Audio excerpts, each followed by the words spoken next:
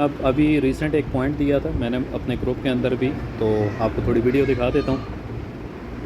ये तरीकाकार होता है जी गोल्ड पे ट्रेड करने का या शिकार करने का।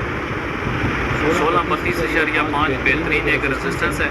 जैसे ही ये रेजिस्टेंस अगर वो प्रॉब्लम क्रिएट करती है तो फिर हमें एक लंबा इंतज़ार करना पड़ेगा। मगर अगर ये इसी रेजिस्टेंस से ऊपर की क्लोजिंग ले जाता है, मैं कहता हूँ best of the best point है, बेस्ट ऑफ द बेस्ट।